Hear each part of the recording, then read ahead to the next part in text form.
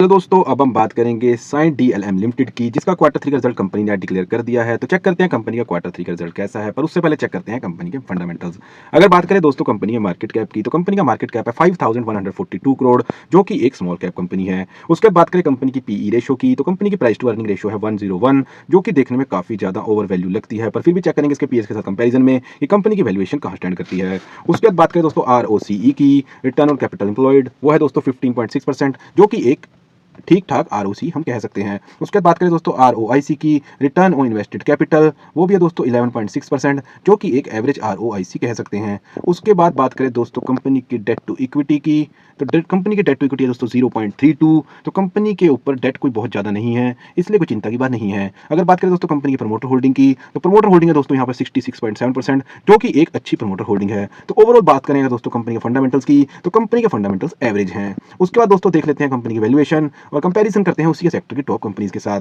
अगर बात करें दोस्तों हनीवेल ऑटो की, तो उसकी पीई रेशियो है दोस्तों 75.49। अगर बात करें दोस्तों सिरमा एसजीएस टेक्नोलॉजी की, उसकी पी रेशियो है दोस्तों 79.36। उसके बाद बात करें अगर दोस्तों सेंटम इलेक्ट्रॉन की, उसकी पी रेशियो दोस्तों 140.47। वहीं बात करें अगर साइंट डीएलएम की, उसकी पी रेशियो दोस्तों 100.74। तो अगर बात करें अपने सेक्टर की टॉप कंपनी के साथ कंपैरिजन में, तो कंपनी की वैल्यूएशन यहाँ थोड़ी सी ज़्यादा जरूर दिखाई देती है। उसके बाद दोस्तों देख लेते हैं कंपनी का क्वार्टरली रिजल्ट, जिसके लिए मेनली हमने ये वीडियो बनाई है। तो चेक करते हैं कंपनी ने आज अपने क्वार्टर थ्री के नंबर्स कैसे डिक्लेयर करे हैं। तो सबसे पहले बात करते हैं दोस्तों सेल्स की, तो पिछले क्वार्टर के अंदर जो कंपनी की दोस्तों सेल्स थी वो 292 करोड़ की थी, जो कि इस क्वार्टर के अंदर बढ़कर दोस्तों 321 करोड़ की यहाँ पर सेल हो गई है।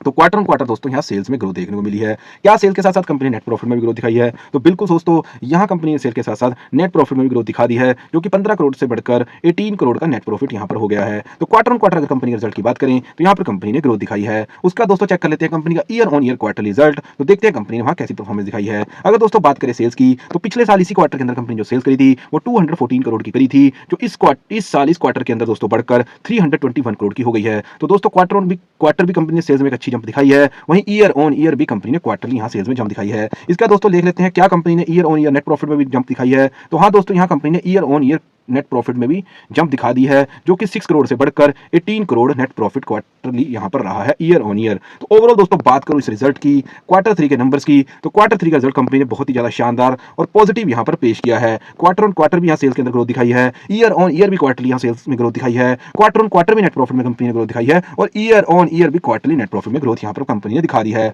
उसका दोस्तों देख लेते हैं कंपनी का कैश फ्लो, क्या कंपनी कैश फ्लो पॉजिटिव रखने में मेंटेन रखने में कामयाब हुई है। तो दोस्तों बिल्कुल यहाँ पर कैश फ्लो ऑपरेटिंग एक्टिविटी अगर देखें तो कंपनी का कैश फ्लो कभी भी नेगेटिव नहीं रहा है, जो कि कंपनी के लिए बहुत अच्छी बात है, और मार्च 2023 के बाद भी कंपनी का कैश फ्लो पॉजिटिव बना हुआ है। उसका दोस्तों देख लेते हैं कंपनी की प्रमोटर होल्डिंग, तो प्रमोटर होल्डिंग दोस्तों यहाँ पर कंपनी की है जो दिसंबर क्वार्टर में थी 66.66% है, जो कि एक अच्छी खासी प्रमोटर होल्डिंग है, और पिछले क्वार्टर में भी दोस्तों ये 66.66% थी, जो कि यहाँ पर कंपनी ने किसी भी तरह की प्रमोटर होल्डिंग के अंदर अपनी इन्वेस्टमेंट कम नहीं करी है। हालांकि यहाँ पर बढ़ाई भी नहीं है, पर अच्छी बात यह है कि कंपनी ने किसी भी तरह से अपनी प्रमोटर होल्डिंग कम नहीं की है।